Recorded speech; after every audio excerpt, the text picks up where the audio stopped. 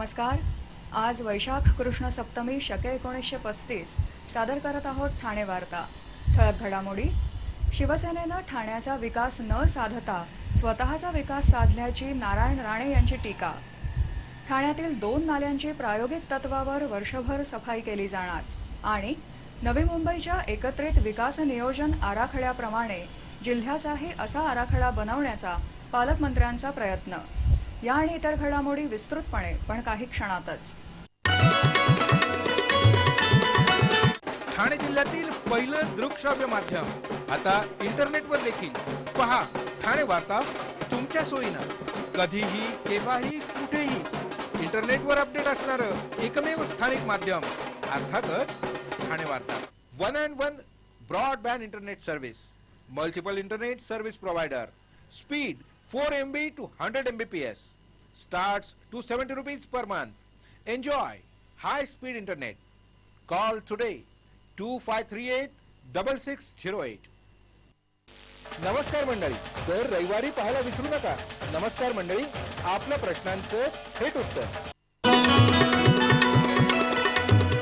ठाण्यामध्ये शिवसेनेची गेले 20 वर्ष सत्ता असूनही शिवसेनेनं केवळ स्वतःचा आर्थिक विकास साधला, पण ठाणेकरांचा विकास मात्र साधला नाही, अशी टीका राज्याचे उद्योगमंत्री नारायण राणे यांनी काल ठाण्यात बोलताना व्यक्त केली. ठाणे काँग्रेसतर्फे आयोजित एका मेळाव्यात बोलताना त्यांनी ही टीका केली. मुंबईतून मराठी माणसाचा टक्का शिवसेनेमुळेच कमी झाल्याचा आरोप करत मराठी माणूस आता ठाणे, कल्याण, डोंबिवलीकडे जात असल्याचं त्यांनी सांगितलं. गिरण्या वाचवणार म्हणून सांगणाऱ्या शिवसेनेच्या मनोहर जोशी यांनी कोहिनूर मिलची जागा 600 कोटींना विकत घेतल्याचं सांगितलं. ठाण्याच्या शिवसेनेच्या आमदारांनी बेकायदा इमारती बांधल्या असून त्यातून मिळालेला पैसा मातोश्रीवर पोहोचवल्याचा आरोप राणे यांनी यावेळी केला. ठाण्यातील अनधिकृत बांधकामांमध्ये राहणाऱ्यांना बेघर होऊ दिलं जाणार नाही, यासाठी कायदा करावा लागणार असून त्यासाठी प्रयत्न सुरू असल्याचं त्यांनी सांगितलं. शिवसेनेवर टीका करणाऱ्या राणे यांनी काँग्रेसमधील गटातटाच्या राजकारणावरही टीका केली. एकमेकांचे पाय खेचणाऱ्या नेत्यांमुळे काँग्रेस मागे पडत असल्याचं त्यांनी सांगितलं. ठाण्यातील नागरिकांसाठी रक्तपेढी आणि मुलांसाठी thalassemic day care centre rotary club of Thane हिल्सच्या पुढाकारानं सुरू करण्यात आलं आहे. ठाण्यातील थॅलेसेमिक मुलांच्या रक्तबदलासाठी ठाण्यात केंद्र उपलब्ध नसल्यामुळे त्यांच्या पालकांना यासाठी ठाण्याबाहेर जावं लागत असे. त्याचा खर्चही मोठ्या प्रमाणात करावा लागत असे. या सगळ्या गोष्टींचा विचार करून रोटरी क्लब ऑफ ठाणे हिल्सनं ठाणे महापालिका आणि भारत हेवी इलेक्ट्रिकलच्या सहकार्यानं हा उपक्रम सुरू केला आहे. या केंद्रातून आधुनिक पद्धतीनं चाचणी केलेलं रक्त आणि इतर उत्पादनं उपलब्ध करून दिली जाणार आहेत. विंड पिरियड टेस्टिंगची सुविधा या केंद्रात आहे. HIV, हेपटायटिस B आणि C ची चाचणी अत्याधुनिक तंत्रज्ञानामुळे कमी काळात उपलब्ध होणार आहे. रक्त आणि रक्ताचं उत्पादन NAT या अत्याधुनिक पद्धतीनं केलं जाणार असून थॅलेसेमिक मुलांसाठी रक्तबदलाची सुविधा 24 तास उपलब्ध असून विशेष म्हणजे ती मोफत दिली जाणार आहे. हे केंद्र ना नफा ना तोटा या तत्वावर चालवलं जाणार असून रक्त घेण्यासाठी त्या बदल्यात दुसरं रक्त देण्याची गरज नसल्याचं सांगण्यात आलं. आज जागतिक तंबाखू विरोधी दिन आहे. या तंबाखू विरोधी दिनानिमित्त तंबाखू खाण्याचे दुष्परिणाम दर्शवण्यासाठी विविध कार्यक्रमांचं आयोजन केलं जातं. मात्र तरीही तंबाखू सेवनाचं प्रमाण मात्र घटलेलं नाही. राज्य शासनानं गुटख्यावर बंदी आणली आहे. मात्र असं असतानाही अन्न आणि औषध प्रशासनानं ठाणे जिल्ह्यात जवळपास $5.25 कोटी रुपयांचा गुटखा आणि तंबाखूजन्य पदार्थांचा साठा गेल्या वर्षभरात जप्त केला आहे. हा साठाच तंबाखू आणि तंबाखूजन्य पदार्थांमुळे शरीराची कितीही हानी होत असली तरी खाणाऱ्यांची संख्या कमी होत नसल्याचं दाखवत आहे. अन्न आणि औषध प्रशासनानं गुटखाबंदी लागू झाल्यापासून जवळपास 4,86,00,000 गुटखा जप्त केला असून यापैकी 21 लाखांचा गुटखा जाळून नष्ट करण्यात आला आहे. गुटखा आणि तंबाखूजन्य पदार्थांच्या विरोधात करण्यात येत असलेली जनजागृती अयशस्वी ठरल्याचंच यामुळे दिसत आहे. ठाणे महापालिका प्रायोगिक तत्वावर 2 नाल्यांची साफसफाई वर्षभर करणार आहेत. काल झालेल्या सर्वसाधारण सभेत असा प्रस्ताव मंजूर करण्यात आला. इंदिरानगर नाल्याचं पाणी या परिसरातील घरात घुसून झालेल्या नुकसानासंदर्भात विरोधी पक्षनेते हनुमंत जगदाळे यांनी लक्षवेधी सूचना सर्वसाधारण सभेत मांडली होती. त्यावेळी झालेल्या चर्चेदरम्यान असा निर्णय घेण्यात आला. सभागृह नेते नरेश म्हस्के यांनी शहरातील नाल्यांची परिस्थिती सुधारायची असेल तर प्रायोगिक तत्वावर एखाद दोन नाल्यांची साफसफाई वर्षभर करावी आणि हा प्रयोग यशस्वी झाल्यास शहरातील इतर नालेही याच पद्धतीनं साफ करावेत अशी सूचना मांडली होती. पालिका आयुक्तांनी यावेळी शहरातील 64% नाल्यांची साफसफाई झाली असल्याचं सभागृहात सांगितलं. तर शहरातील काही भागातील नाले सफाई अद्याप सुरूच झाली नसल्याचा दावा सभागृहात करण्यात आला. इंदिरानगरमध्ये नाल्याचं पाणी घुसून नुकसान झालेल्या कुटुंबांना प्रत्येकी 50,000 रुपये मदत देण्याचा निर्णय यावेळी सभागृहात मंजूर करण्यात आला. तसंच शहरातील सर्व नाल्यांची सफाई 10 जूनपर्यंत पूर्ण केली जावी असे आदेश महापौरांनी यावेळी दिले. ठाणे जिल्ह्यातील पहिलं दृकश्राव्य माध्यम आता इंटरनेटवर देखील. पहा ठाणे वार्ता तुमच्या सोयीनं, कधीही केव्हाही कुठेही. इंटरनेटवर अपडेट असणारं एकमेव स्थानिक माध्यम अर्थातच ठाणे वार्ता. आपला परिसर स्वच्छ आणि सुंदर ठेवण्यासाठी ठाणे महापालिकेत सहकार्य करा. ओला सुका कचरा वेगवेगळा जमा करा आणि रोगराईपासून मुक्तता मिळवा. अपघातामुळे पायावर उभं राहू न शकणाऱ्या येना पॉलनं अशा परिस्थितीतही 12वीची परीक्षा देऊन 83% गुण मिळवले आहेत. मीरा रोड येथील रॉयल महाविद्यालयात शिकणाऱ्या येना पॉलचा 22 डिसेंबरला अपघात झाला होता. वेगात जाणारी रिक्षा उलटून तिच्याच पाठीवर पडल्यामुळे तिच्या माकड हाडाला दुखापत झाली होती. मात्र अशा परिस्थितीतही तिनं जिद्दीनं अभ्यास केला आणि 12वीची परीक्षा 83% गुण मिळवून उत्तीर्ण झाली.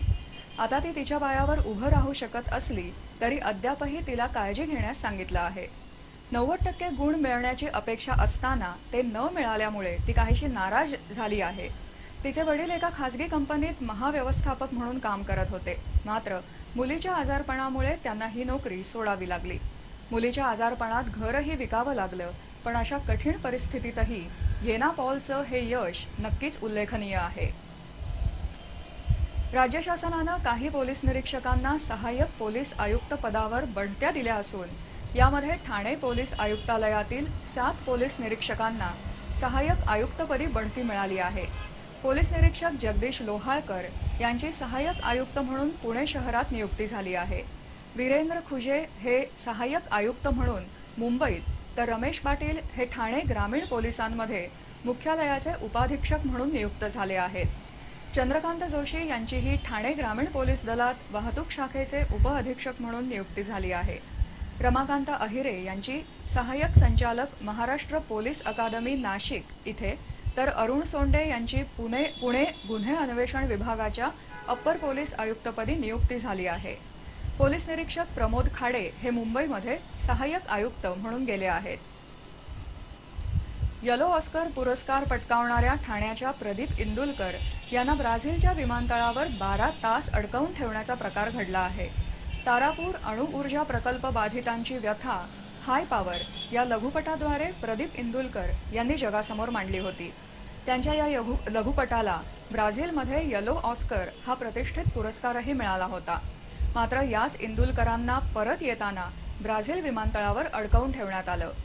प्रदीप इंदुलकर आणि त्यांचे सहकारी चंद्रसेन आरेकर यांना विमानातून उतरवण्यात आलं. हे दोघे रिओ ते दिल्ली व्हाया दिल्ली या विमानातून भारतात परतणार होते. मात्र त्यांच्याकडे पॅरिसचा व्हिसा मागण्यात आला. त्यांच्याकडे पॅरिसचा व्हिसा असतानाही त्यांचं विमान बदलून त्यांना जबरदस्तीने इमिरातीच्या विमानाने व्हाया दुबई धाडण्यात आलं. इंदुलकर प्रवास करत असलेल्या विमानात दुसरा एक हिंदुस्थानी प्रवासी रिओ पॅरिस दिल्ली असा प्रवास करत असताना त्याला मात्र कोणतीच आडकाठी करण्यात आली नाही.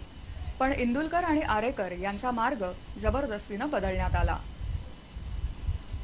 नवी मुंबईचं एकत्रित विकासाचं नियोजन करणारा एक आराखडा आज जिल्हा विकास नियोजन समितीच्या बैठकीत सादर करण्यात आला. हा एकत्रित विकास नियोजनाचा आराखडा सर्वसाधारण सभेसमोर मंजुरीसाठी ठेवला जाणार असून त्यानंतर तो राज्य शासनाकडे पाठवला जाणार आहे. सप्टेंबरमध्ये या आराखड्याची अंतर्गत प्रस्तावित पायाभूत सुविधा आणि इतर नागरी सुविधांची कामांची प्रक्रिया पूर्ण होऊन डिसेंबरमध्ये कामास सुरुवात होईल अशी अपेक्षा नवी मुंबईचे महापौर सागर नाईक यांनी यावेळी व्यक्त केली. दृकश्राव्य माध्यमाद्वारे हे सादरीकरण करण्यात आलं. 2020 पर्यंत ही एकत्रित विकास नियोजन संकल्पना साकाराला येईल असं पालकमंत्री गणेश नाईक यांनी यावेळी बोलताना सांगितलं. नवी मुंबईची वाढती लोकसंख्या लक्षात घेऊन हे नियोजन करण्यात आलं असून यामध्ये पायाभूत सुविधाही उभारल्या जाणार आहेत. नवी मुंबईच्या एकत्रित विकास नियोजन आराखड्यानुसार ठाणे जिल्ह्याचाही आराखडा तयार केला जाईल असं गणेश नाईक यांनी सांगितलं. यासाठी जिल्ह्यातील स्थानिक स्वराज्य संस्था, जिल्हा परिषद आदींकडून विकास कामांचा आराखडाही मागवला जाणार असल्याचं गणेश नाईक यांनी यावेळी सांगितलं. ठाणे जिल्ह्यातील पहिलं दृकश्राव्य माध्यम आता इंटरनेटवर देखील. पहा ठाणे वार्ता तुमच्या सोयीनं, कधीही केव्हाही कुठेही. इंटरनेटवर अपडेट असणारं एकमेव स्थानिक माध्यम अर्थातच ठाणे वार्ता. 1&1 broadband internet service, multiple internet service provider, speed 4 MB to 100 Mbps, starts $270 per month. Enjoy high speed internet. Call today 2538-6608. नमस्कार मंडळी, तर रविवारी पाहायला विसरू नका. नमस्कार मंडळी, आपल्या प्रश्नांचं थेट उत्तर. आपण आपले कार्यक्रम अथवा बातम्या आम्हाला ठाणेवार्ता@gmail.com या आमच्या ईमेलवर कळवू शकता. आता ठळक घडामोडी शेवटी पुन्हा एकदा. शिवसेनेनं ठाण्याचा विकास न साधता स्वतःचा विकास साधल्याची नारायण राणे यांची टीका. ठाण्यातील 2 नाल्यांची प्रायोगिक तत्वावर वर्षभर सफाई केली जाणार आणि नवी मुंबईच्या एकत्रित विकास नियोजन आराखड्याप्रमाणे जिल्ह्याचाही असा आराखडा बनवण्याचा पालकमंत्र्यांचा प्रयत्न. या होत्या ठाणे वार्ता. तर मग पुन्हा भेटू पुढील बातमीपत्रात, फक्त श्रीस्थानक वाहिनीवर. धन्यवाद.